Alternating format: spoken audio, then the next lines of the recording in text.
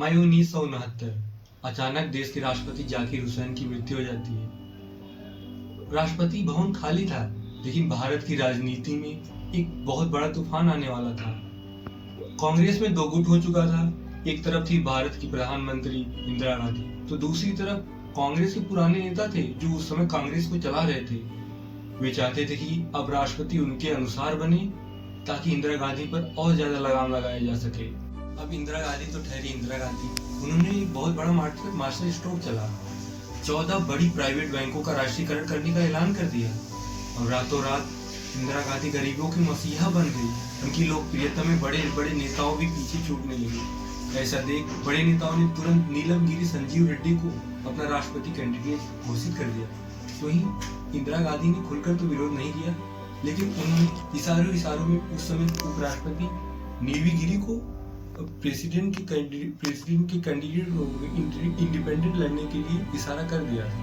संजीव रेड्डी ने नॉमिनेशन भरा। तुरंत ही कांग्रेस के राष्ट्रीय अध्यक्ष निजालिन गप्पा ने व्हिप जारी किया। ऑर्डर साफ था, कोई भी एमएलए और एमपी राष्ट्रपति पार्टी के बाहर जाकर वोट नहीं करेगा। कोई पार्टी के बाहर जाकर वोट किया तो उसे तुरंत पार्टी से निकाला जाएगा। इंदिरा गांधी ने तब ऐतिहासिक चिट्ठी लिखी।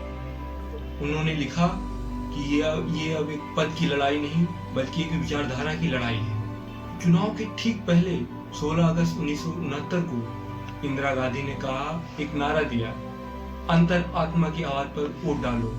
इसका मतलब साफ था कि पार्टी का ऑर्डर भूल जाओ, जो दिल करे उसको वोट दो। फिर आया चुनाव के दिन। नीलम संजीव रेड्डी आगे चल रहे थे। देश की सांसें रुकी हुई थी, लेकिन वो 50% का जादुई आंकड़ा नहीं छू पाए। इतिहास में पहली बार सेकंड प्रेफरेंस का काउंटिंग हुई, जिसमें वीवी गिरी ने जीत हासिल की। अब बड़े पुराने नेताओं के ऊपर बीच में दरार पैदा हो सकी थी। इंदिरा गांधी की जीत हुई, वीवी गिरी नए राष्ट्रपति चुने गए।